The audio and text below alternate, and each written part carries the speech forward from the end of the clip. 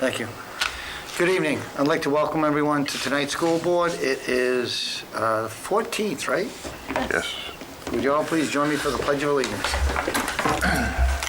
Pledge allegiance to the flag of the United States of America and to the republic for which it stands, one nation, under God, indivisible, with liberty and justice for all. Thank you. Just for the record, we have myself and Tim here. Josh, Stan, and Joel are with us remotely. And first thing on our agenda after the pledge is public participation. If we have any. Larry, can you grab the phone from the, thank you. I'll leave it open for now. We do have just a few things on our agenda.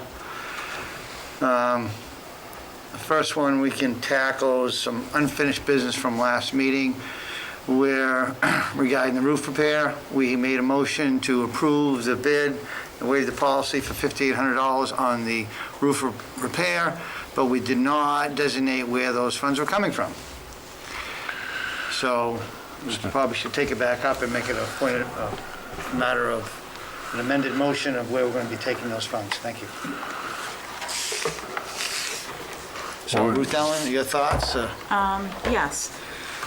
There are two options. One is probably the more expedient option. There is a line in Fund 10 for roof repair for Henry Wilson. It has $5,000 in it.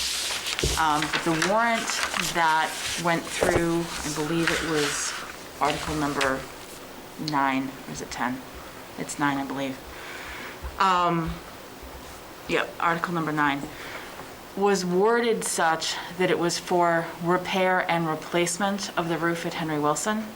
And so you have funds that you've been authorized to expend for those repairs and replacements that you will not begin to exceed.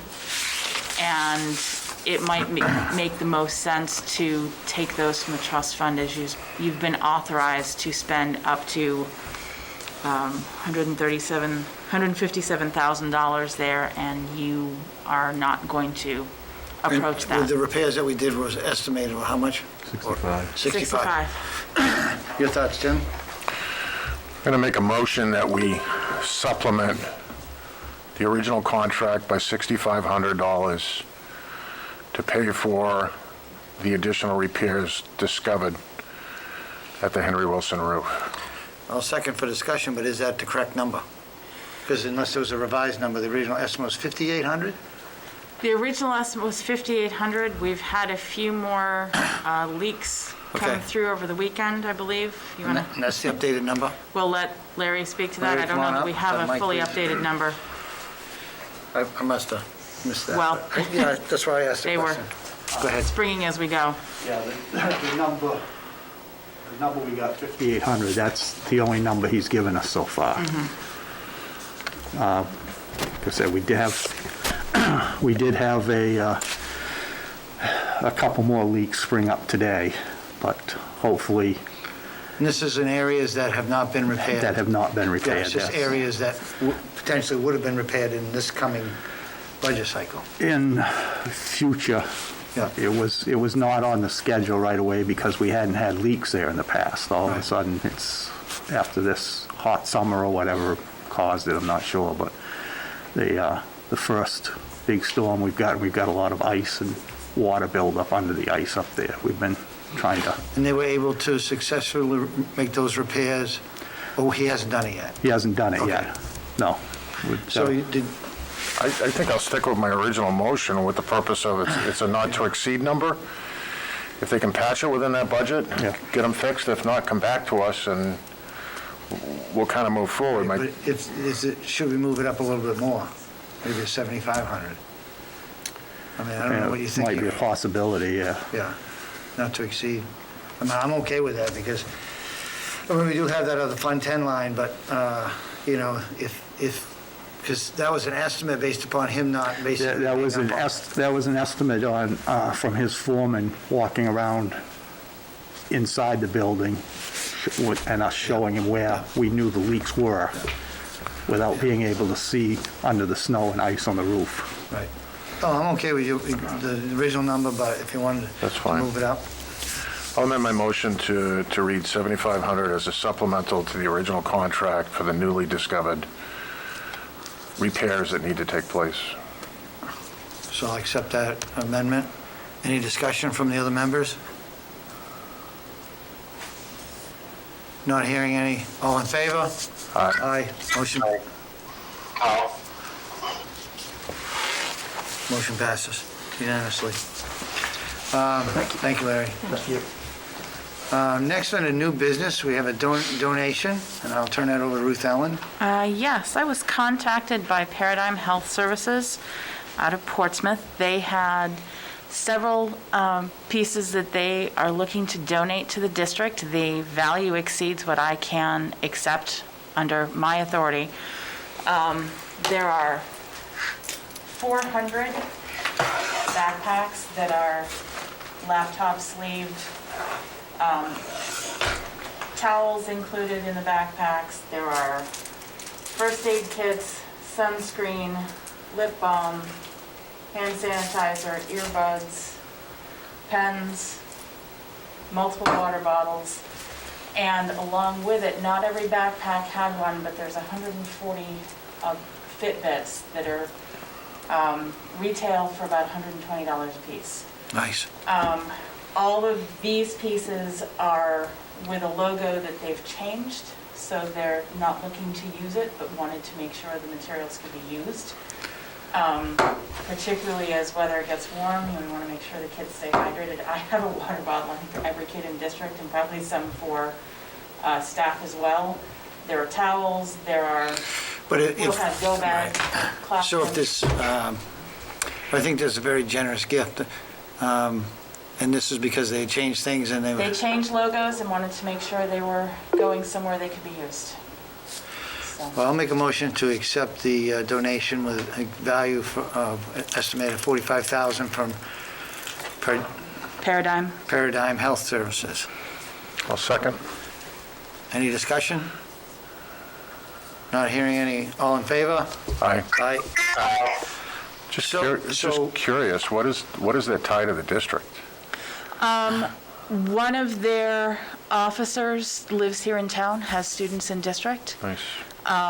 and kind of got to me through another parent who I've known, and she said, Perfect. do you think you could use them? And I said, we will definitely be able to use these in a number of different areas. We have a number of classrooms that still were looking for backpacks for go bags if we have to do an emergency evacuation. I have more than enough go bags now. I have backpacks for anybody in district who needs one. We have towels, we have first aid kits that, some of those will go in the go bags. Looking to be able to use Fitbits for some of the PE classes, also perhaps use those as, incentives. We've got all kinds of things to be able to, So Reward did you kids with. have I know you're talking about it in broad strokes, but did you have, how you're going to distribute this based upon, because if we have 800 plus students, Right. Obviously, I don't have a backpack for every student. I will have a water bottle for every student. We're looking at doing some of the distribution before Christmas, if at all possible, to get those passed out. Like I said, the backpacks, we will probably make sure we've got the classrooms covered for go bags, and then we will have those on an as-needed basis. If anyone says, hey, I have a backpack that's falling apart, please contact me. We have a very good backpack we can get to you.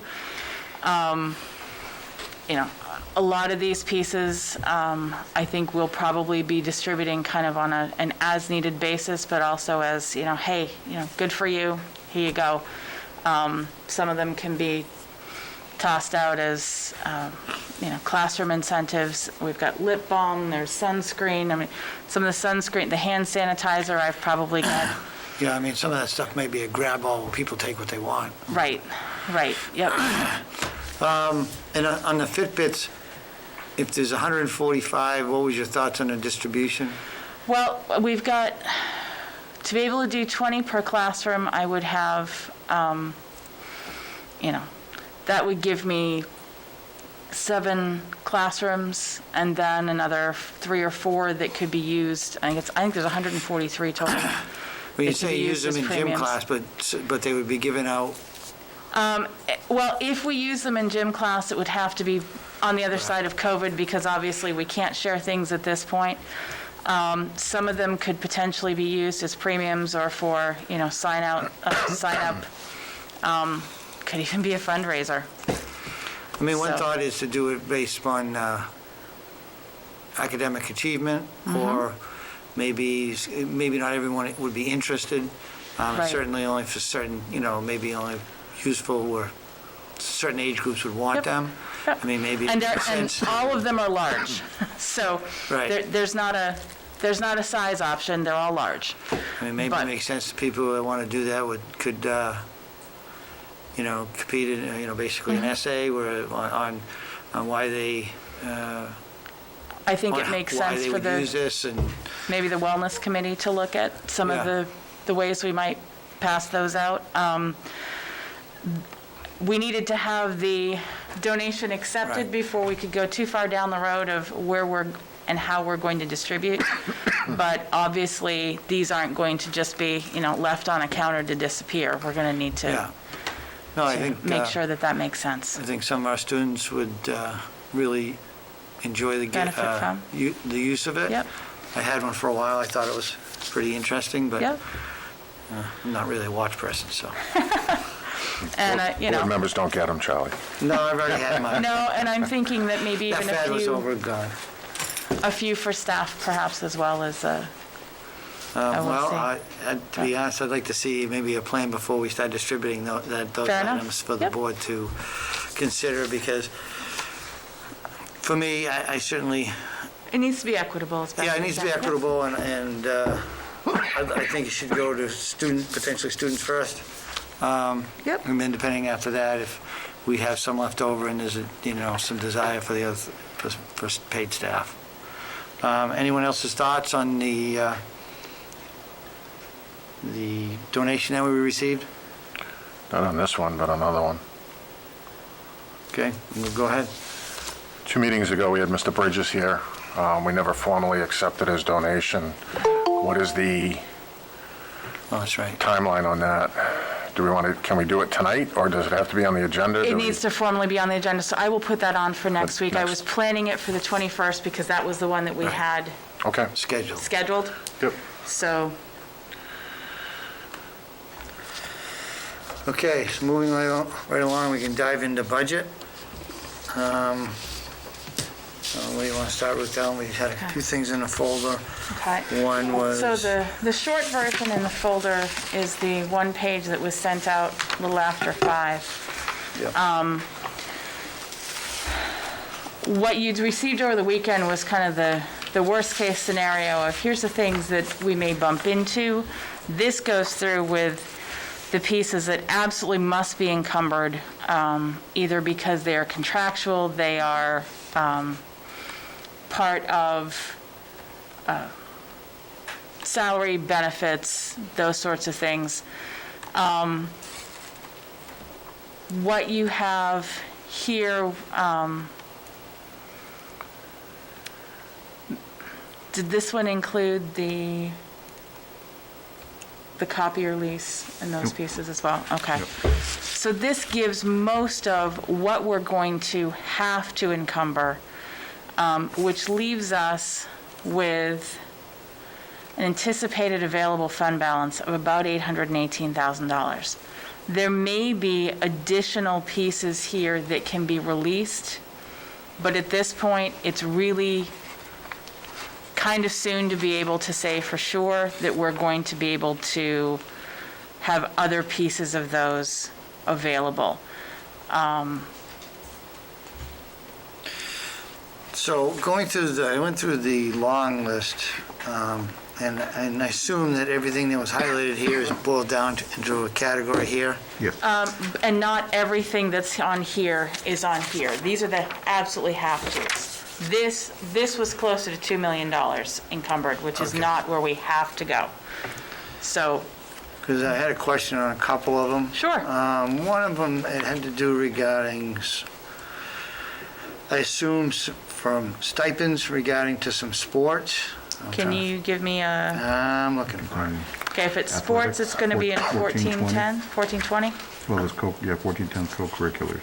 And 1420 I just athletics. wasn't sure if we were going to actually expend all that money based upon reduced, athletics.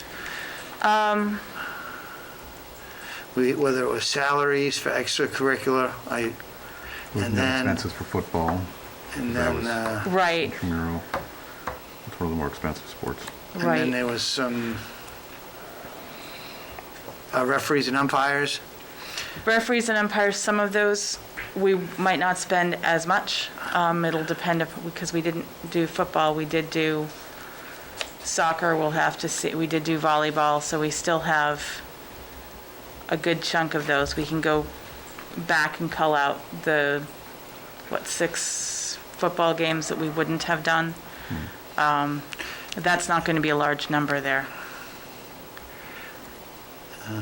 Yeah, I just saw some of that, and I just questioned whether that was what was going to be expected. Go ahead, Tim.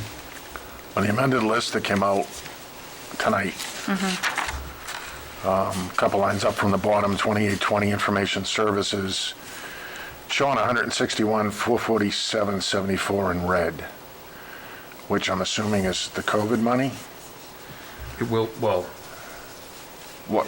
these expenses are going to be moved over to our grants that we've got, either the CARES grant or the SBSRF. They just have not been moved over yet. So once they're moved over to the grants, is this money not in Fund 10, or is this money in addition to Fund 10? It's, So- right now, it's showing as an over expenditure in Fund 10 that will be reimbursed by the grants, and so that will zero out.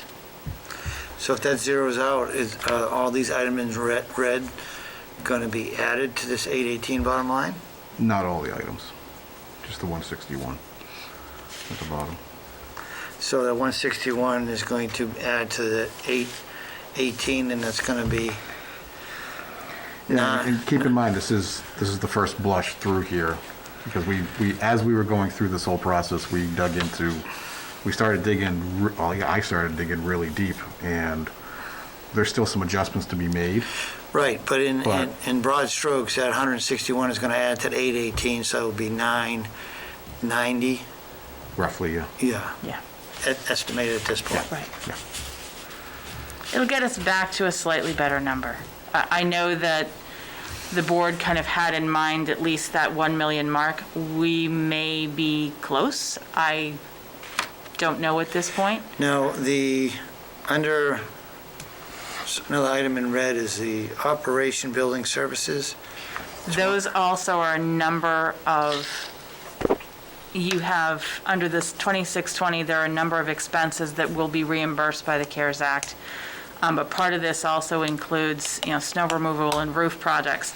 Now, the roof projects are listed in the lines. Let me give you the lines here so you can look at it specifically. So if you look at lines 654 and 655 in the large general fund expenditure report, the entire amounts that were allowed under the warrant articles are listed here in the budget because they need, anything that we would have spent or are spending on those roof projects needs to come from general fund and then be reimbursed by the trust funds. But the full amounts would be encumbered here, even though we're not going to expend the full amounts, because you can't, if we say, okay, we're only going to spend, say, $75,000 on the Henry Wilson roof, rather than the full 157 that we were authorized to expend. The balance does not appear in Fund 10. The balance remains in the trust fund. And so if that full amount isn't encumbered to kind of show that it's gone, you don't have that balance sitting there then that could be reallocated to something else, because that sits somewhere else. So that's kind of one of those It's a manual encumbrance. It's why it's there, because I have to show the full amount you were authorized to expend out of that to be reimbursed, but it doesn't sit here to then be repurposed. Right, but that, referring to back to the 29,000 line, that number It's showing, basically going to be paid somewhere else through trust funds, so that it will be additional paid through trust 29. funds, and it will reimburse that line. Right. But the full amount ends up showing as an encumbrance because we can't, it's not like you'll have that to spend anywhere else at the end. Right, I understand Okay. that. And then the snow removal has been encumbered too. And I would love to think that we won't use all of our snow removal money. Some years we don't, and some years we use a little bit more. So And the amount that's encumbered on a snow removal was $58,000. 58, okay. That was Yep. in a big sheet, I saw it. Yep. Is that broken out here? That one is on, it's in that line, it's under the encumbered snow removal and roof projects. The line number is Okay, I see 635, 102620, Yeah. 54220. Tim, anything else? Yeah. Kind of want to walk through the process so that the taxpayers can understand where we're going and at least what my thought process is. We have an appropriation for next year's school budget, requested appropriation, it's in front of the Budget Committee, for $15,671,682. From that $15 million, we have revenue coming in the amount of $6,408. That leaves a balance to be raised by taxation of $9,271,274. When we calculate the tax rate, that gives us a tax rate of $16.64 per thousand, including the state and local rate. Our current state and local rate is $14.05. So the difference between where we are in this tax bill to our next projected tax bill is $2.59 per thousand. For every $557,200 approximately, it'll reduce the tax rate $1. When we look at our warrant articles, we're proposing $50,000 to be paid out of fund balance for safety and security, which is the generator. $30,000 from fund balance for buildings and grounds. $50,000 for a bus capital reserve fund, and $13,320 for our robotics program. So the total fund balance appropriations become $143,200. The social worker is by taxation, which would bring that total estimated taxation, if it was approved, up to $2.71 per thousand. What I'm going to propose tonight is that we, and before anybody panics, listen to the concept, want to freeze $1,370,712. That'll give us a projected tax increase of 25 cents per thousand, plus the para contract, once we get there.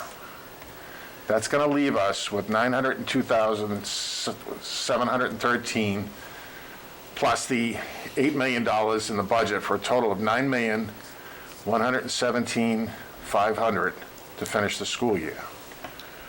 We're looking at a potential federal bill. We don't know what it is. We don't know whether it'll be passed. And we don't know what it can spend on. So the freeze isn't a cut. It's exactly what it is a freeze. We got to get to deliberative by the end of January.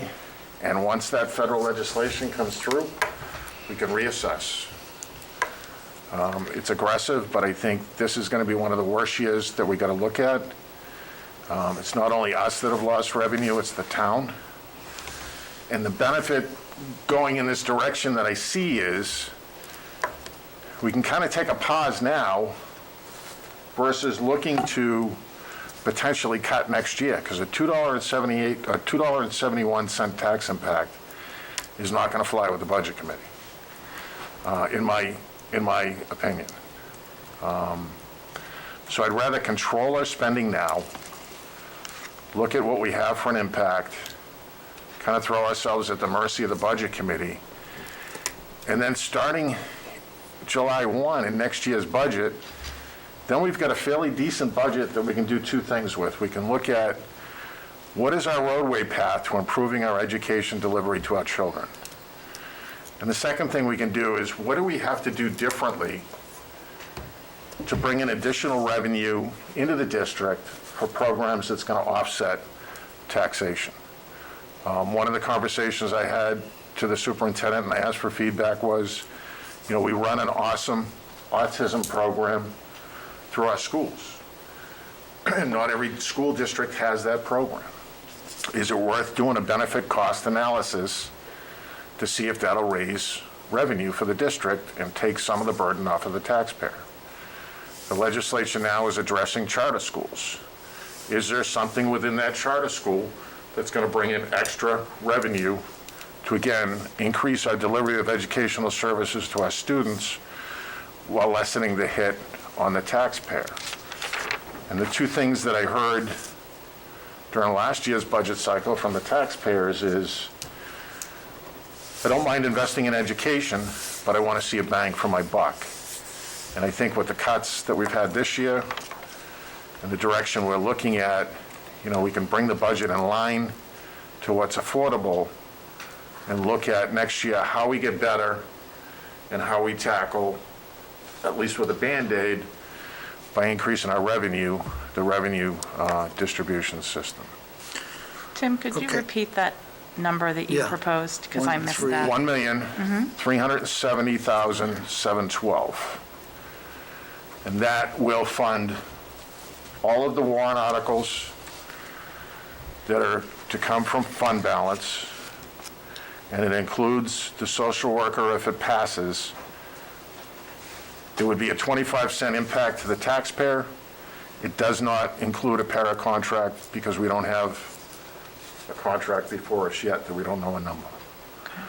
So the tax impact, if the budget committee allowed this, would be 25 cents per thousand plus the para contract. Questions or discussion from the board members? Anyone? Is that a motion? I'm putting it out for discussion and questions now. I mean, somebody Okay. may have a different number or a different goal. So, I guess if we tackle a number, what's the realistic of ability to freeze that in the short term, the amount of money without impacting our ability to pay for services or things that we need? Well, right now, if you took the budget we have now and spread it out over the course of a year, we spend about 1.3 million a month on average. We're actually spending about $100,000 less than that per month right now, putting us ahead of the game as it is. And I think if we continue on that path, I think that number Tim's number may be relatively attainable, as long as we stay on the path that we're on.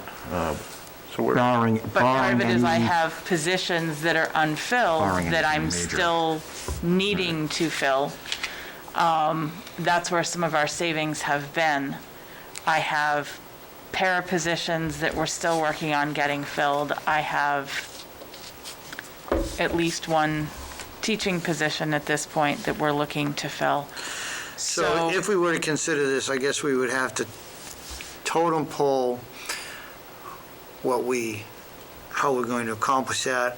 I myself are not in, if we have unfilled positions that we need to fill, I would like to see those filled. I don't know how we're going to nest that into this freeze. I mean, because if we have positions that we're trying to fill staff-wise, and we want to fill those, I mean, I guess what number does that represent, percentage of that? Or those open positions, if they're filled, how much of a number is that? Well, Is that a $100,000 number? Is it, with what time we have left in this budget? right. Looking at, by the time I would actually get somebody up and running, it would be the first of the year. So I'm looking at effectively 6 months.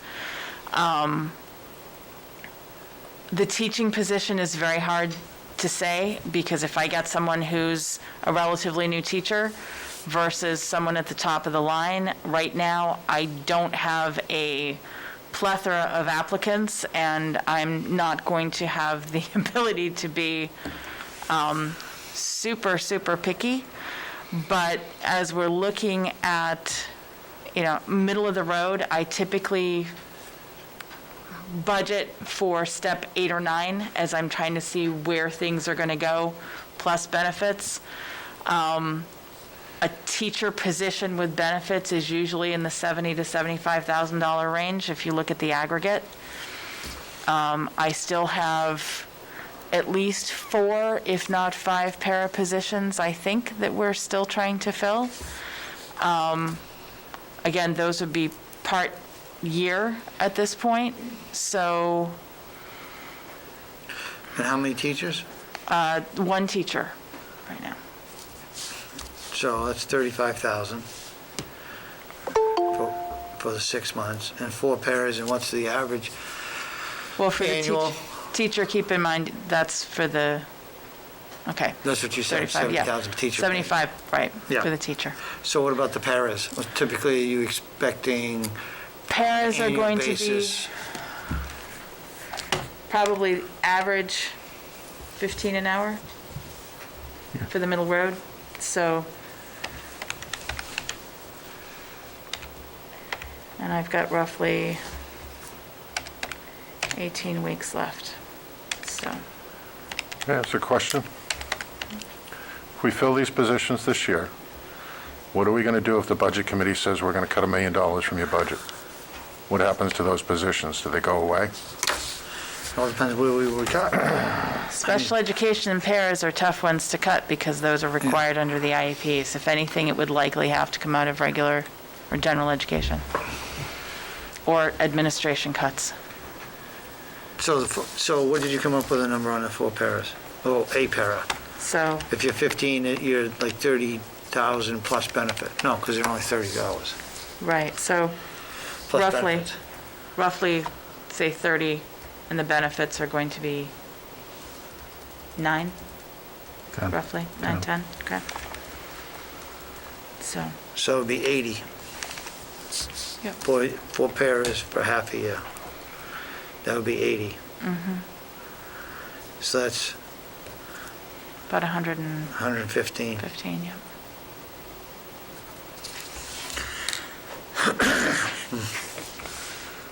So what are we tracking? Brian, can you give me a number again? What are we tracking average per month? We spend about 1.34 million, 1.34? 1.34 million, and we're spending about 1.26.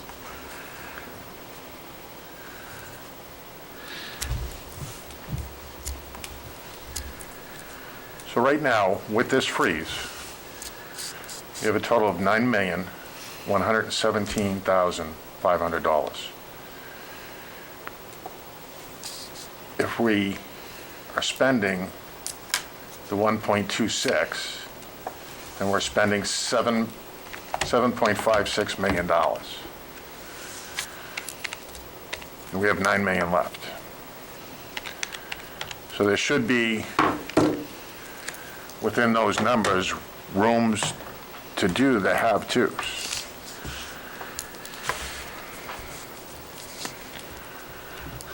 When you take the original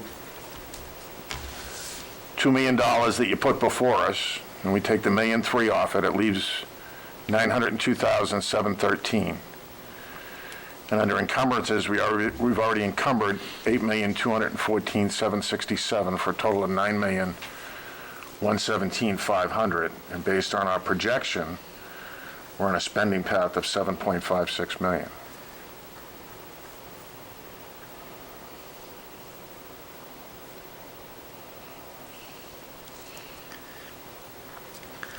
Okay, so if the spending average is, say, what was the number? 1.26.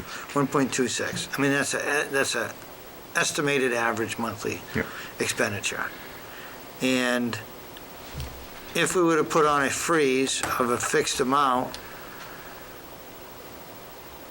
how is that going to work logistically when you get into, okay, we basically put a hold on this amount, but then we get to the end of the year and we haven't said what not to spend, where not to spend it, and you're negative. You get to the last 2 months and you're like, okay, we're not gonna make it. What I'd like to see done is, within Fund 10, now, create a line item under the school board section of the budget, that's fund balance, go through Fund 10, transfer out, or let the administration decide where that money's gonna come from, and transfer it into that fund balance within the school board so that we can monitor we it. I don't think you need to We can't transfer, I think you transfer. just need to earmark it. We can earmark, but we don't Yeah. do fund balance transfers within the lines that You way. can just earmark it, say, if this is a line that we're going to try to conserve X amount Right. in each line item, giving that total. Then these are the lines that we're not going to be approving RQs for. Yeah. But Either way, it has the same result. Yeah. You know, I don't know how the software works, but the RSA says we can. Well, our auditors have strongly encouraged us not to do that piece, but to say if you've got a bottom line, you do a journal entry that says this comes from here, but you don't make the transfer within because you need to show what was overexpended and what was underexpended. So, trying. Yeah, and I don't have a problem with the journal entries because it's going to help us with budgeting, but legally, Understood, yes. legally, we can do it. Yes, but trying to also keep Yep. the auditors happy, and That's- it's a whole yeah. lot less paperwork on the I other I mean, side. it may be appointed, we leave it for discussion until next week, for giving Brian some time to go through some of those other areas to firm up some of these areas we think we're gonna be unexpended in, whether it's a couple of minor things, like some of the stipends for athletics that won't be given out based upon not having events. Problem being is Wednesday night, day after tomorrow, we have a public workshop with the budget committee. And we either come up with a plan or we're at their mercy. And if we come up with a plan, we need to stick with the plan in order to maintain our credibility in front of that board. And I don't have any prediction of where their thought is going, but having sat on that board for 4 years, I think I know where it's going based on not only the revenue we lost, but there's a significant revenue loss on the town side. And I think the 1.3 million,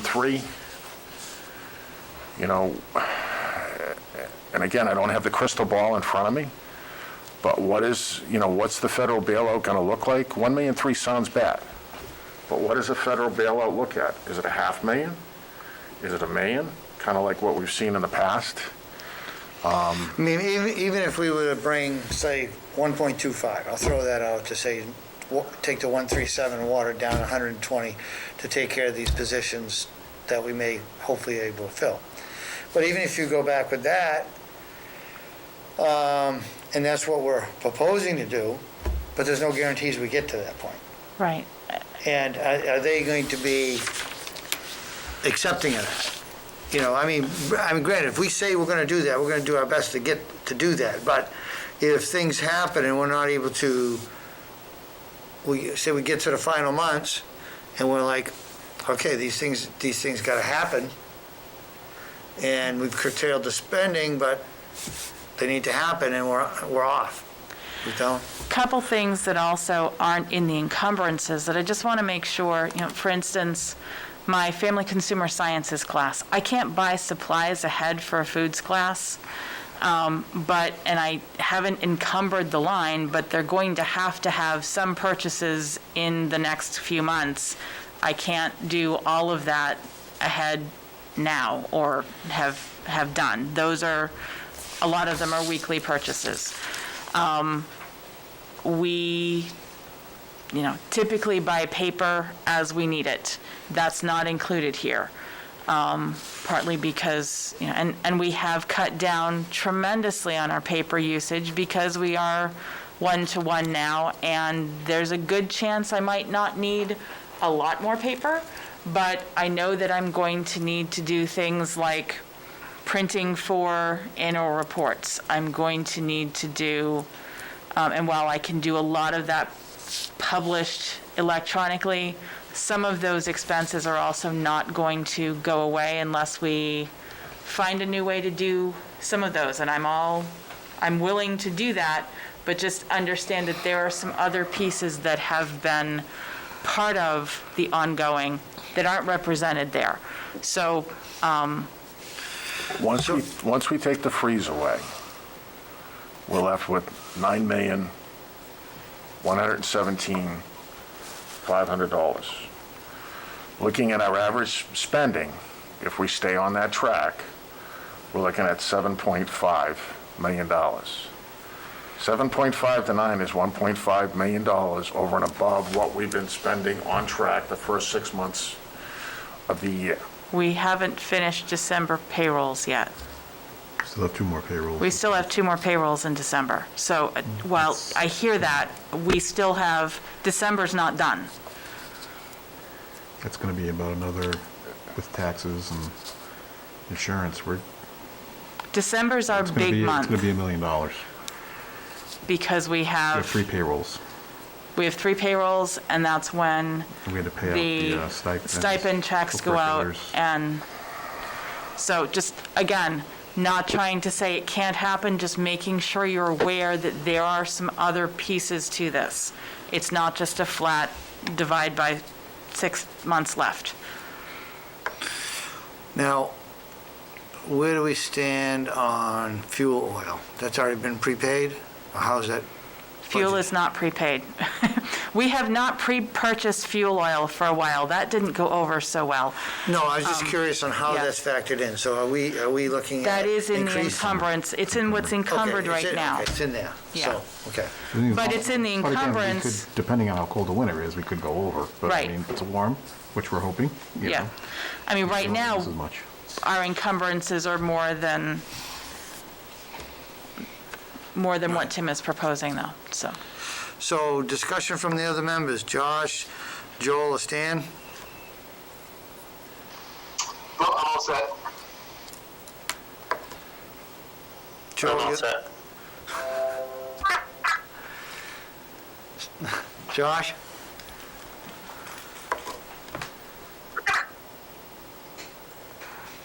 Is he with us? Josh, you're not coming through except sounding like Tim. May need to log out and relog back in, Josh. Your sound's not Yeah, coming he's through left. correct. I think he's left. Yeah, he's left and coming back. Okay. Okay, try again, Josh. I said I'm all set. Okay. Thank you. Much better. That sounds more like him.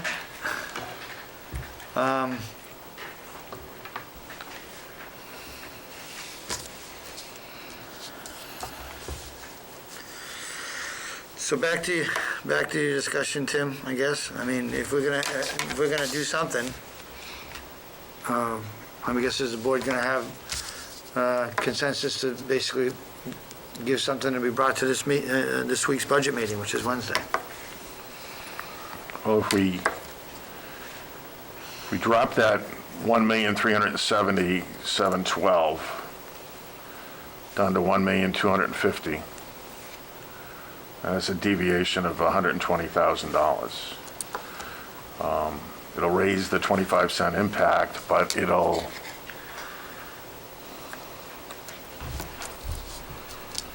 be almost the appropriations that are in the warrant articles. So it'll be taking the warrant articles would be adding to the 25 cents per thousand instead of being included in there. So I'm going to make a motion that we do a budget freeze in the amount of $1,250,000. Is there a second? Second. So discussion. So in the discussion, so to implement this, we're going to go down through line by line to figure out where we're going to try to set aside these funds or preserve these funds. I mean, how else are we going to be able to do it physically? I mean, we can't just say, don't spend it, and then no one knows where it's projected to be Right. I think saved in. what I would propose would be that Brian and I sit down with the admin team and bring back to you a spreadsheet that says, here's where we are proposing that come from? And then, And that would have to be at a later date, because that's going to take quite a bit of time. it's going to take at least a meeting or two. Well, you got to match up the needs versus the wants and see what Yep. we absolutely need and what we can get Yeah, out. I mean, the motion's on the table. I mean, if we, well, that's a number that's on the table. Any other discussion on the motion? Just want to say that when you look at the $818,492 number that was brought to us tonight, and you add the $161,447, which is the reimbursement of the computers, you're almost at $1 million. So it's tightening the belt and finding the $250,000 now or facing the cut in next year's budget, because there's no way in heck that our number with our tax impact is gonna go streaming through the budget committee. And I think if we tell them what our plan is, this is what our projected impact is, we're gonna readdress the budget when we find out what, if anything's coming in from the federal government. And I think we'll be in a stronger position to hit the ground running. And I absolutely understand the reasoning. We are looking at a budget that we've frankly already cut $770,000 from as well. So we know that we, I can show you the cuts. I don't want to, but I can. Any other discussion on the motion? Stan or Joel or Josh? No. I'm good. Not hearing any discussion. All those in favor? Aye. Aye. Aye. Opposed? I'm opposed. Stand. Motion passes 4-1. So, I mean, that'd be something you guys will have to work on, and hopefully maybe you have a better grasp of it by next meeting. I don't know if you have it 100% done by then, but I'm sure it's going to be a work in Yeah, progress. it's going to take some time, but Yeah. we'll Yeah. we'll give you first stab anyway. Now, as far as the budget committee on Wednesday, are you going to say what you just said as far as, What I'd you like planned to, it pretty well, so. yeah, what I'd like to do is obviously it's up to the chair of the budget committee, but I want to let them know that we met tonight. This is the action that came from the board. And this is our target goal to be readdressed when and if we have an influx of federal money. If we get $1.2 million in federal money, then the freeze potentially could come off or stay and offset, depending on what they tell us we can spend the money on. If they say it's cleaning supplies, we're stuck. And If they say it's often, building improvements and heater repairs and some of the other stuff we want to do, maybe we can move some money around. But without having the crystal ball to know what they're going to do, it's difficult. But I think there's light at the end of the tunnel. We're under the gun now because we got a deliberative at the end of January that we have to have numbers to the taxpayer. And I just think if we go above those numbers, we're taking a significant risk on having somebody make the cuts for us. And I guess the only thing I would add to that discussion is that I feel that if we determine that there's an issue and we're not going to be able to attain that goal, they need to be notified. I mean, we can't just say, oh, we didn't meet it, and then not be notified. We need to say, That was- okay, this is, well, and they receive our financials each month as well, so they'll be able to see Right. where we are but on that target on a monthly If we get to a point basis. where we're saying, okay, this goal is not going to be able to be obtained, Mm-hmm. then they need to be one of the first people we contact. Because Absolutely. we're making by this motion, we're making a commitment to accomplish something, and if we can't accomplish it, they need to find out on the front side, not on the back side where they And heard it on Facebook. And I think we need to be upfront with them at the meeting on Wednesday, and I can address that with the board. But, and that was my intention on having the line item under the school board, but I think, as we do our Fund 10 distribution, a separate 3-line Word document or Excel document that shows, where the money is, that's been frozen, so we can see that there's no change or whatever. Or even, even giving us, when you come back with where the cuts where you want the cuts to be seen, even if you give us a spreadsheet of, okay, this is our bottom line after the cut, so that we can monitor that bottom line to see how we're doing from a month to month, if that makes sense, particularly where they're all over 32 pages of Right. an accounting sheet.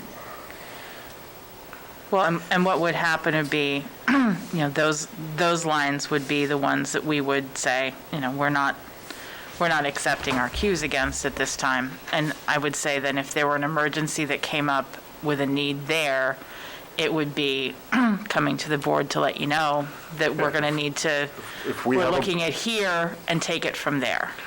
Or if we have a boiler blow up or something unforeseen. Oh, that you'll get a can't meet phone our call. goal, then we're gonna have to address it. Right, And the but budget some of that we committees- have capital reserve accounts to take Right. care of. But, Boiler repair, we have 90,000 in this line item, I believe. Thereabouts, yeah, a little more than that. So anyone else on this topic? I've got a couple on the new business. Okay. One, I did speak to Ruth Ellen about, on an update on, I don't know if you had a chance to look at it, update on the expenditures from the latest funding that we got, which was, I think, 158,000. And I know there was a list, and I don't know where we stood on that list. I don't know if you had a chance to update that. We're going to take about our next meeting.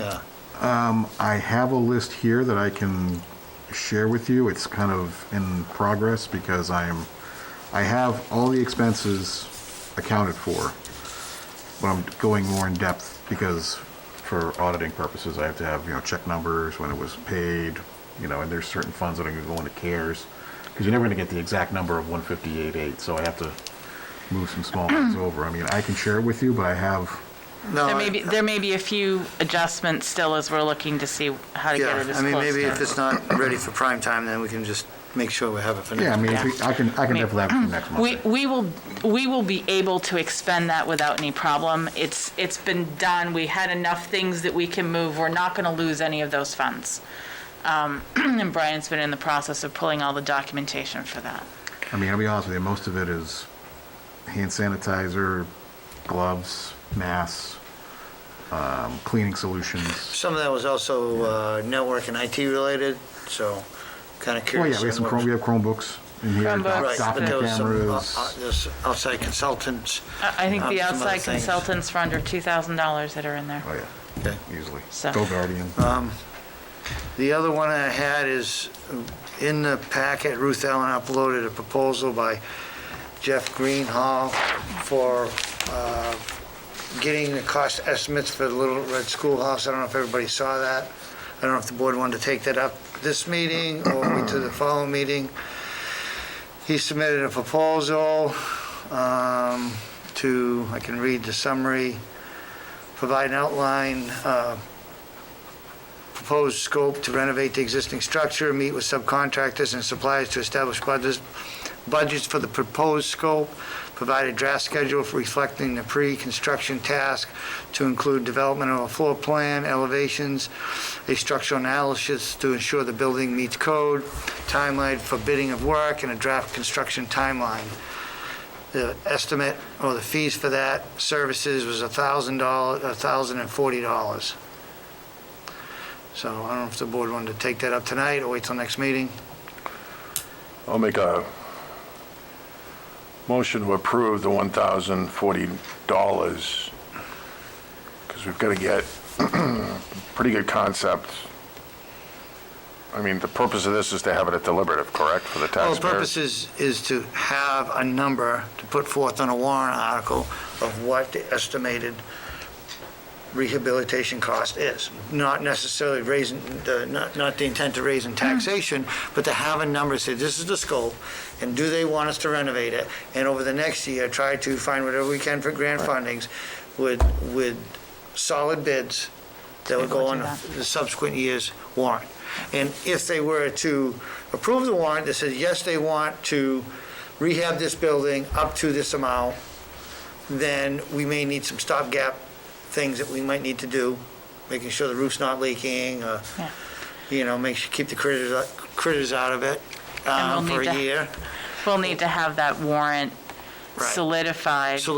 Approved by By- DRA. Well, and we'll have to have final vote by this board, probably the first meeting in January, so that we have those pieces in place. So with Jeff, because we've used him before, do we have to, because it's a cumulative number, are we better off also waiving bid? It's mean, I know it's a separate, it's something separate that function. you are contracting with him to do. So it's not the same contract. Yeah, this is just a separate. And does our bid policy go down this low as far as requiring? other- 5,000? No, Okay. you're not required to go to So we don't bid need for to this waive a low. policy because it's only $1,000. Right. So, Was there a second on the motion? I'll second for discussion. Any discussion on this? Not hearing any, all in favor? aye. Aye. Aye. Aye. No. No by Josh. Got it. Anyone else have anything for public? I Go ahead, had Ruth, something for, part of this will be old and part of this will be Yeah. kind of newish. Just to kind of update the board as far as our remote numbers of students. We are currently, for Valley View, at 104 students remote, 130 in person, for a 44.4% remote percentage there. Henry Wilson has 75 students who are remote, 223 in person, so 25%. High school currently has 82 remote, 161 in person, with 34%. On Valley View, is any of those higher numbers due to the current quarantines? Are we counting the quarantines? Partly due to current quarantine, but once we sent classes out, we had an additional 15 students whose parents said, we're moving to remote. Okay. We have, we're getting there. We've been able to do, but one of the things that I wanted to clarify with the board is our snow day policy. Right now, I can close if we have a snow day. If weather is inclement, I can say, school doesn't meet today. The board at this point has not granted me the authority to call a remote day. Under RSA 189, 1A, paragraph 2, it says the board determines the structure and delivery model. And this was confirmed by Commissioner Edelblut, that belongs to the board. So I guess what I wanted to do as we're getting into that time of year is to clarify with the board if we have a snow event that doesn't necessarily bring down power. Obviously, if it's one like we had last weekend or weekend before last, it brought down enough that we would not have been able to go remote during that storm because of the lines that were coming down. But if we are able to do a remote day, is that the board's intent? Are we looking at good old-fashioned snow days? And what is it that you would like me to do as we move All forward? right, so I got a couple of questions. Okay? One, how many what do you think the average snow days we have per year? Historically. I'm pretty conservative with my snow days. We have a group of superintendents who meet. I don't typically call them until that morning because I want to make sure that weather patterns haven't changed. Last year, we had districts that had 7 and 8 snow days out, and we had 3. But historically, you think? We're you have usually 4 or between 5? 3 and 5. You have to legally build 5 into the calendar. I have to right? build 5 into the calendar for the state. I don't call it unless we have to. As I look at the snowfall amounts in the morning at bus times, both in the morning and what's predicted in the afternoon, Typically, if we hit half an inch an hour, that's where the town falls behind in being able to keep up the bus routes. So if I've had a couple of hours at half an inch an hour, we may not be getting a whole lot, but if I've had some of that and they've gotten behind it, I can't get the buses out, particularly on the back roads. Now, if we were to have a snow day and try to be remote, how are we going to physically do that? Because aren't our teachers teaching remote from here? Right now, our teachers are teaching remote from here, yes. And so they would need to be remote from home in order for that to happen. If we're going to call it as a snow day, then it's a day that's made up. And we've certainly done that in the past, and it's doable. Just looking to be able to tell people how to plan and whether they're looking at taking, devices back and forth if, for students, if inclement weather is imminent, or if they stay in the classrooms to charge up.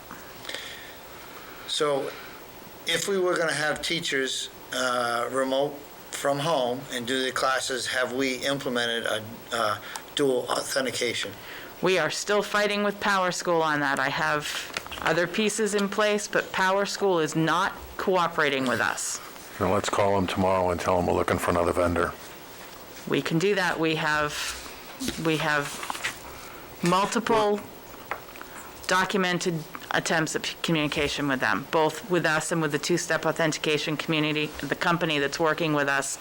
Power School's not returning their calls either. Because they don't feel like it? No, because they can't. I suspect because they're big enough, they feel like they don't have to work with us. I can jump in if you'd like. Go ahead, Jen. So I was speaking at length because I have had this escalated up to the top level tier engineer several times. His name is Dylan. We're now talking back and forth on a first name basis. It turns out they're not really familiar with districts who have two-factor set up with them. In fact, SaskPass, they said, is not one of their partners, and they were surprised that they advertise that they do two-factor with Power School because they are not a Power School partner. The one I chose is a Power School partner, and they are trying to work with the company I chose. They're set up for single sign-on or to be able to sync between different, using an API between different, but not for two-factor. They're working on two-factor with them, and they're trying to work with the company I've chosen because they are a Power School partner. What it is, to do anything such as single sign-on, you actually have to create something called an Oracle database. They don't just let you pull that info that's required for two-factor. So I have let them know at length what the hours I have put into this. And I spoke with them, and they said, listen, we are going to work with them, but you will be one of the first districts. We don't know of any in New Hampshire or New England, but we will work with you and make this happen.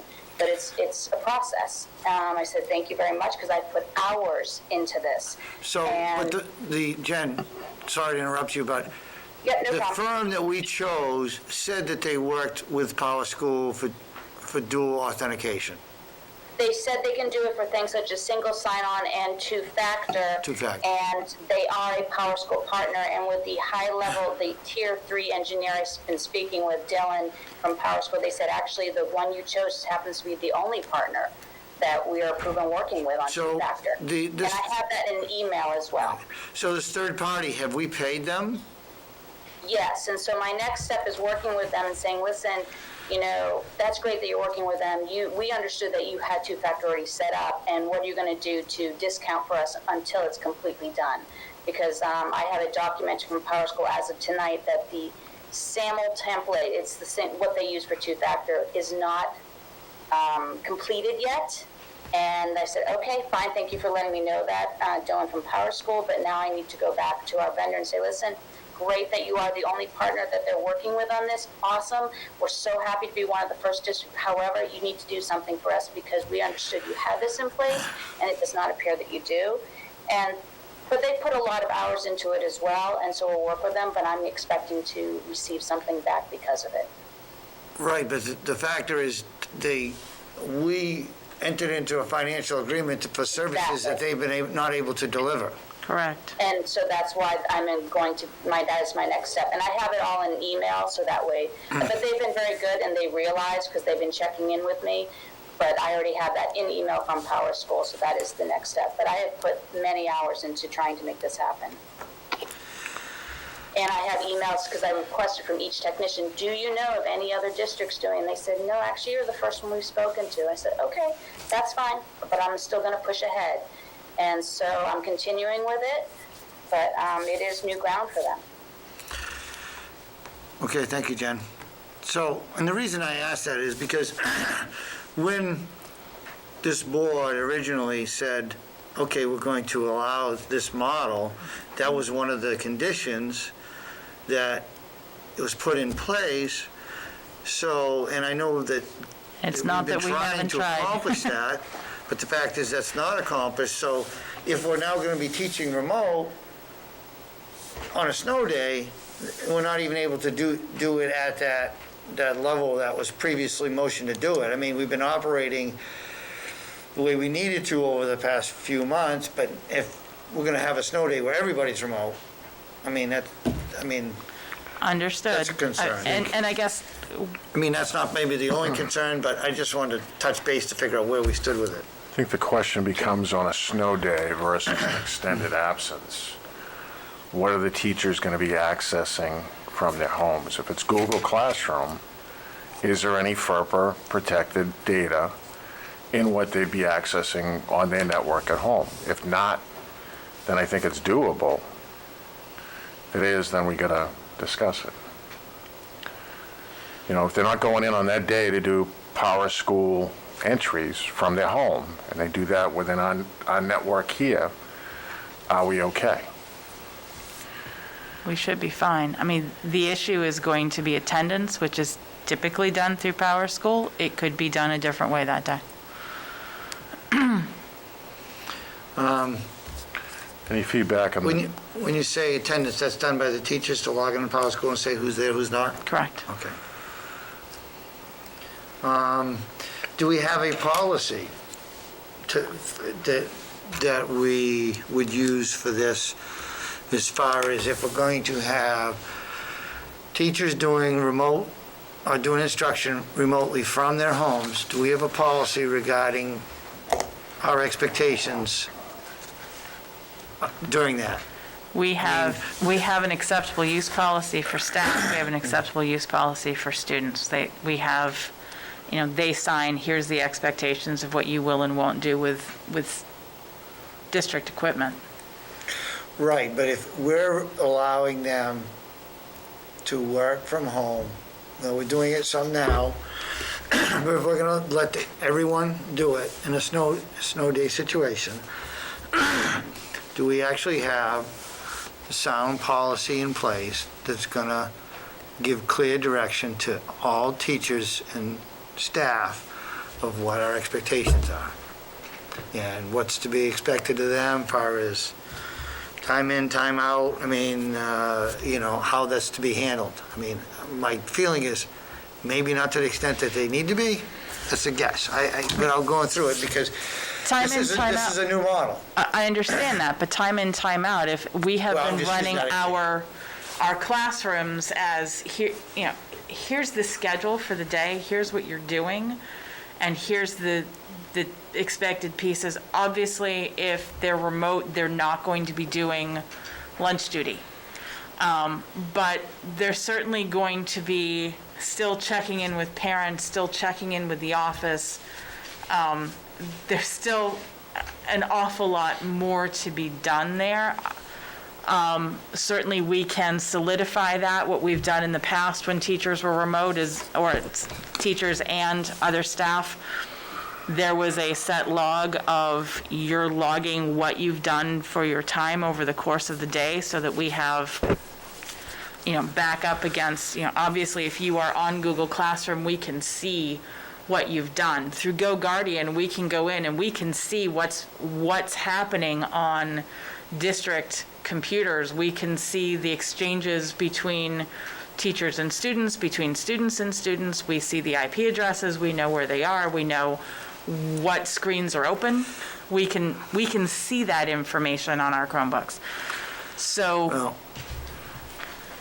Any discussion from the other board members on this? couple input? Go ahead. One is, if we go into a snow day, there needs to be some discussion, a decision on what we do with our staff that might not normally have to work, like our bus drivers. What are we going to do with our bus drivers? Does that become a training day, and is training available online? Is it, vacation day, holiday, whatever they have within their benefits that they have to take? How do we address those issues?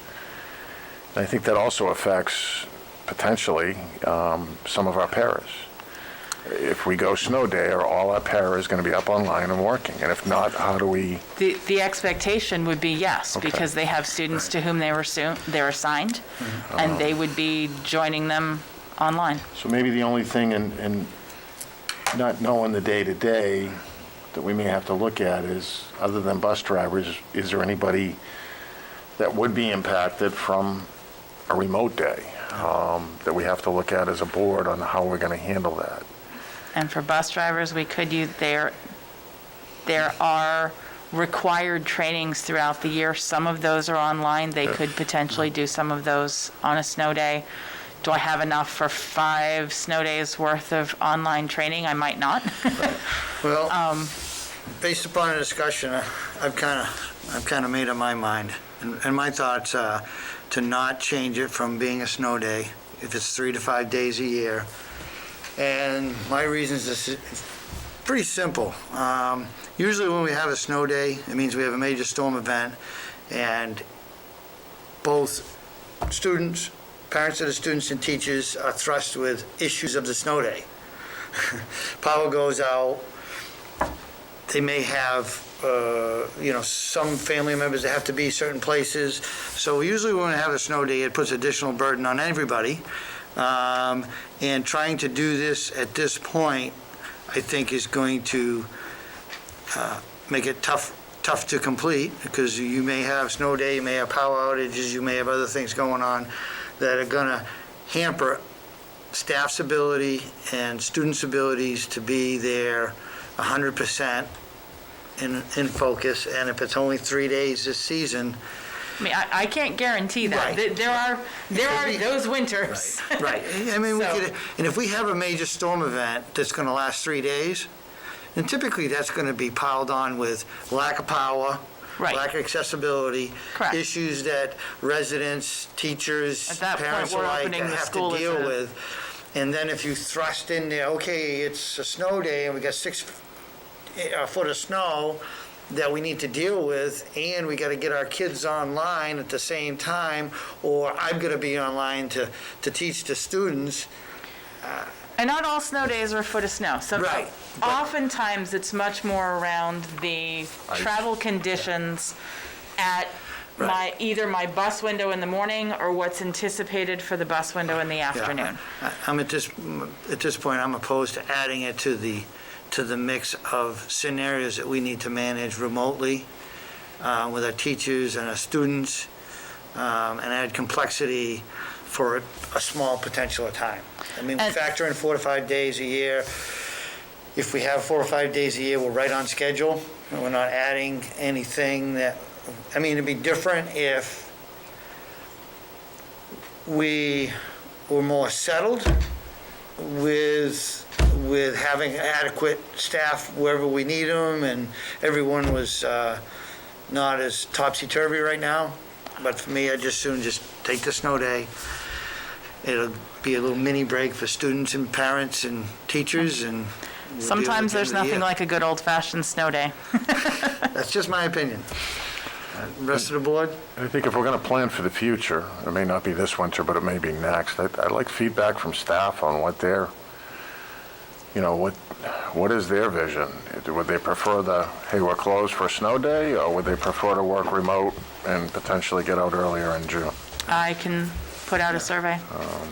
I mean, because if we did have a major storm event, where we're gonna have snow day for a couple of days, and we lost power in 25% of the town, all of a sudden, we're not gonna be able to provide services, because those teachers may not have power to teach remote, or Well, and the parents may not have power to receive the instruction. And not all our staff live in town. So the Right. conditions where they are may be very different than the conditions here. Right, but typically, if we get a foot of snow, Rochester's got just about the same. But we have staff that come from further than Rochester. Right. Any discussion from other board members? I assume you want to make a motion on that? I would like to know what I'm doing, yes. I'll make a motion to continue with our current snow day policy for this educational year. And if we have a snow day, that it's basically made up at the end of the year. Is there a second? Or we go by hours. Oh, well, yeah, standard system that we Yeah. have in place. We should go by hours. Yeah. I'll second that with the caveat that I would like to look at it down the line. Oh, I don't have a problem looking at it down the line. I'm more willing to do that, but I want to make sure that we have things addressed beforehand Yeah. and not try to pull something off that could be very problematic and not yield. It may be another stressor that we're just adding to try to accomplish for 2 or 3 days. Yeah. So that's my motion, seconded. Any other discussion? Josh, Tim, Stan? No, sorry, Josh, Joel, Stan? Stan. Yeah.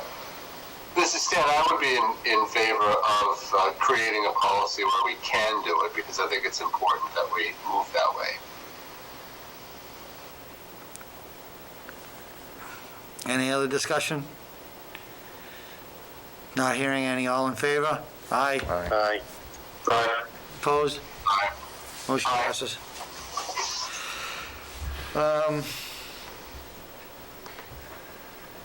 Anything else with them? Just a couple things.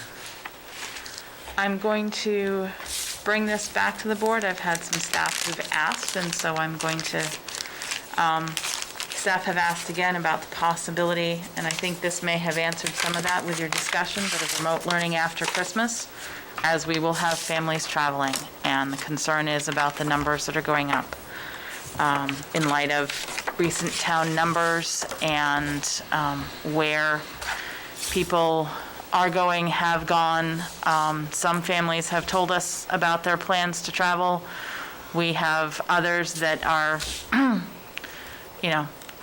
talking quietly about their travel plans, but they haven't officially notified staff or offices that that's the case. There's a large bit of anxiety around what that may bring to the buildings if everyone comes back in full after Christmas. So I'm bringing that concern back to the board. And again, I think your thoughts around remote learning may have been put out in the last discussion, but I'm putting it back. I guess my question, I didn't get a chance to look today at the state website. What was the current I haven't looked listed at today's infections? numbers myself. 22, 22? So Last similar time I to what it looked. was 3 weeks ago? but we dropped down significantly in It between. dropped down and now it's Yeah, back up to 22. we've had kind of an up and down. I was just curious. Yeah. And then certainly, we do have some increased cases based upon some events in the town.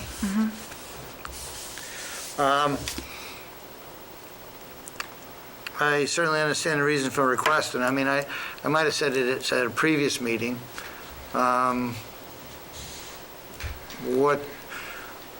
Why couldn't we also consider, well, if we need this amount of time, that we shut down for 2 weeks after Christmas, and then have everyone come back in full force to the same system we have right now, and not take February vacation or whatever vacations and try to get to the same end date through the year. I mean, is that even possible?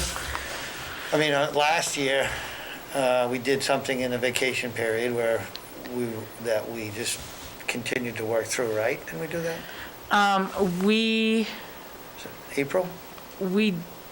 did take April vacation, whereas, well, we didn't take April vacation, others did. I mean, is it possible, especially where we have potentially a vaccine distribution starting and maybe get us, some degree of vaccination here in January, February, March, April, I don't know what the schedule is. yeah. But if we were to take that. I haven't been handed that schedule yet either. Right, I don't know what it is, I'm not in the know, nobody called me and Yeah. let me know, so. Part of the problem with the vaccination is, the vaccination that was approved for people 16 years of age and older.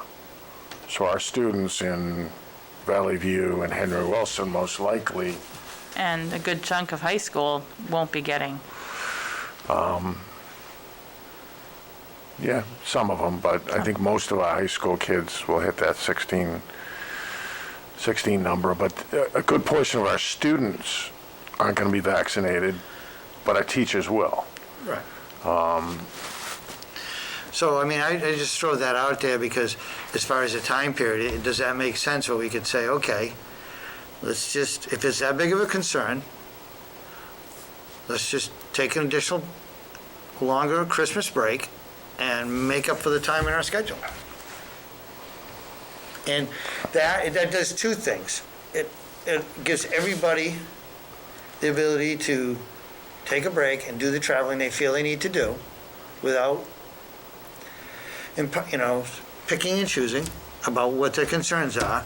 And it allows us to make sure that the quality education for those 2 weeks that may get transferred to other times when we would be off is at as high quality as we can do. I mean, because if we have, say, some additional exposures, we have people who are out self-quarantining, it's tougher for us to accomplish our educational goal. As opposed to, okay, we're just going to take a larger gap of time and make up for it. I'll throw that out again, because that's kind of my thought of, to accomplish the educational needs that we need and potentially give this ability for people to travel that want to travel without causing our delivery of our education to be even more strained. Because if we have additional teachers that are out than what we currently have, and we have 44% at Valley View, 25% at Henry Wilson, and 34% at the high school, if those numbers skew, I assume we're going to have more issues with education. One of the things that I would,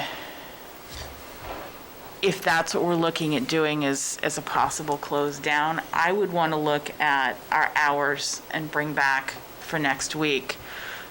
Is there a way that we could potentially put a break in the middle? Because to go from the middle of January to June with no break is a long time. It's not insurmountable, but it's a long time for everybody. If there's a way that based on hours, we could do that and maybe put 1 week in the middle to rewrite the calendar. What's our projected return? So can I make a comment? Go ahead, Stan. I think one of the things you're not considering with the plan is that if you just elongate the vacation time, people are going to be traveling in those extra 2 weeks. And so you're going to have the same problem coming back if you just extend the vacation, because people will just have more time to travel around. If we just go 2 weeks, we come back from break on the regular time and go 2 weeks of remote, you'll guarantee at least that everybody's back in the classroom and actually not traveling around as much as you can. You'll have better control over it. So I think that's the way to go. And it will be a good rehearsal for going remote totally for snow days. Mr. King, Go ahead, Joe. Ms. Vaughn, what did you see for results as, what did you see for any kind of spike or any kind of additional cases as a result of Thanksgiving travel? We did have more who went remote, or more cases, I would say. The majority came in that week between Thanksgiving and the middle of last week. Some of those were related to Thanksgiving travel. Some of them, I had a number of people saying, we're going to be tested, but didn't necessarily give me the wheres. It wasn't school related. I have to assume it was based on travel. We had a number of families who told us after the fact.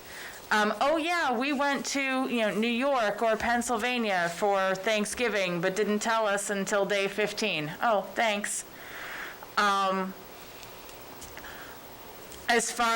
There was a spike in people who were remote. I can't tell you that it was all related to travel. Some of it we know is related to events in town. I don't have that firm line of demarcation because I don't always get where the contact is. I get notification that I was in contact with somebody who's positive and now I'm going for a test and we're all going to be remote. Okay. So I would say probably at least a third of what I've dealt with in the last 2 weeks has been due to travel. And I've got probably, as of last Friday, I was working on probably 15 to 16 cases that I was waiting for test results back and forth, so I'd say at least 5 or 6 of those were travel related. Some of those were positive. Kids are remote. Most of the contact, DHHS traced back to the end of Thanksgiving weekend, and because they hadn't been in the very beginning, they said, well, we're not going to call it a direct contact with staff or students who were in, so they just stay remote. It's the ones who come back and are asymptomatic that make it tougher, because we don't know until somebody becomes symptomatic or tests positive. So, But are you alarmed at any spikes you've seen since Thanksgiving that you think correlate to Thanksgiving travel? I'm not sure I got that answer. Okay. Alarmed? I would say concerned about my ability to staff based on the numbers that I've seen for testing, both with staff, not necessarily related to travel, but related to students who are out being tested, therefore staff have been tested. Very concerned about my ability to keep things open, yes. Alarmed? I don't alarm easily. Concerned that I'm going to be able to keep things running? Yep. I'm there. Okay, so what day thank you. Yep. What day do we leave the buildings on Christmas vacation? Is it the 23rd? The 23rd, Okay, and we're scheduled to come back January 4th. correct. Christmas is Friday the 25th. State has a policy that if you go outside of New England, you got to quarantine for 14 days. If we cancel February vacation and add it to Christmas vacation, do we accomplish our goal?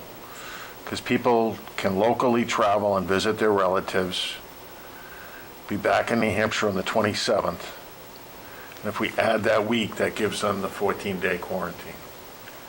How does it get 14 days? Oh, when are we back in January? We're back on the 4th, so Back on he's the adding 4th. another week. So it would be, Yes, you add another week, you'd be coming back in the 18th, No, right? the 11th. Or the 11th, I don't think that you'd be gives you coming back enough. on the 11th.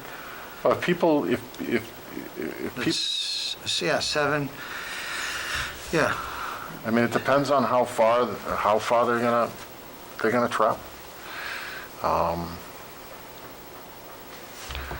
I think everybody from the CDC right down is telling people, don't travel. And there are New England states that don't want to see people from New Hampshire Yeah, without a quarantine going in. So, yeah, if you go to Mass, I mean, you're supposed to quarantine for 14 days. same for Vermont. You Same know, for, and, yeah. and I get Well, that. but then people say, oh, I want to travel for New Year's. So, and if you travel for New Year's, that's back in the 18th. Yes, it is. And the 18th is, we have off anyway. That's Civil Rights Day. Well, there you go. So you don't, so you get that one, so you get the 19th. We get one day. And we're back in on January 4th. Yes, it'll be 2 weeks. I mean, I don't disagree, Tim, that if people were just traveling for Christmas and we took in one additional week and be back on the 11th, that would accomplish that.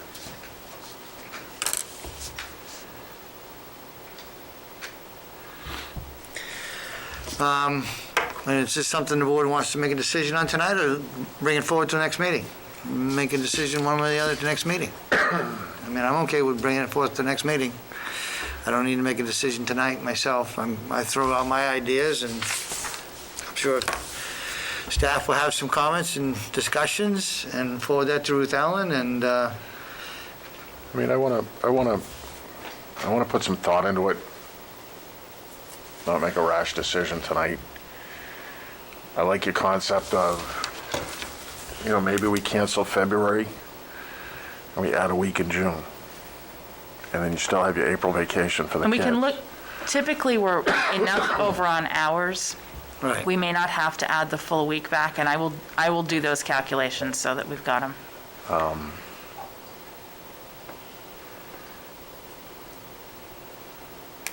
Are we going to meet on the 21st? That's our regularly scheduled okay. meeting. Right, next week.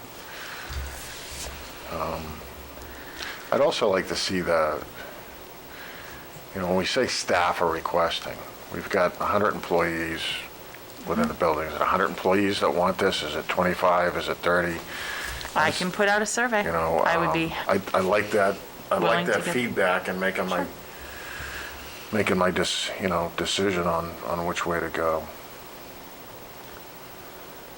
Yeah, I mean, if people are traveling, if the intent of people are to travel between the 23rd and the 27th for Christmas to see family, and they're back in their respective homes on the 27th or 28th, then the 11th is a possibility.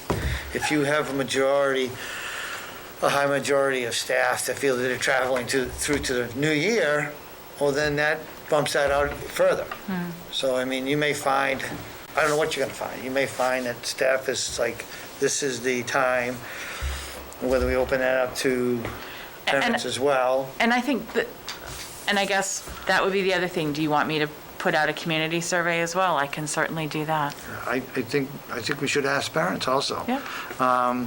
If we're gonna potentially consider this, if people are only gonna travel through the Christmas time and potential exposure, then we'd have the time for them to be back in Farmington or their primary residence for 2 weeks, self-quarantining, and, making sure that they, So put prepared to out come- essentially put out this scenario, and are you in favor of?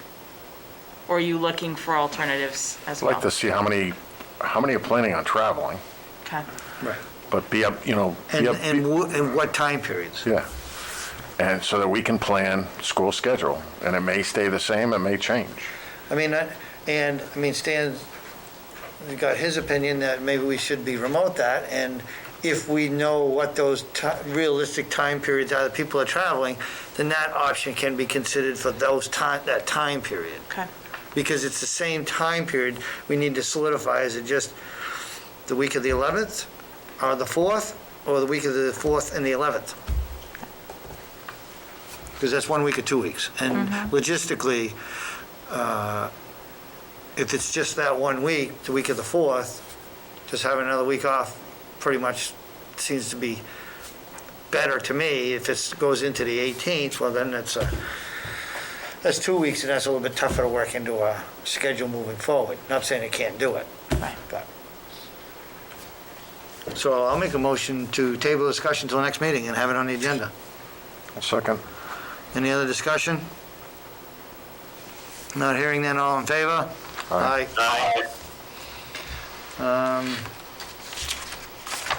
Anything else, Ruth Ellen? That was my list. Okay. At this point, I'll open up for public comment, because we have it on the end of the agenda, and we're actually not that late into the night. It's only 8:04. So, Don't jinx us, we haven't gone into non-public yet. Thanks, Tim.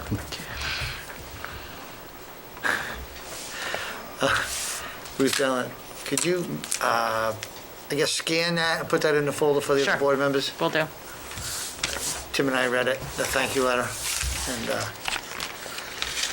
so at this point, I'll make a motion to go in a non-public session in the RSA 91A:3-2J for negotiations. Second? Second? All in favor? Aye. Aye. Aye. Like that. Thank you, everyone.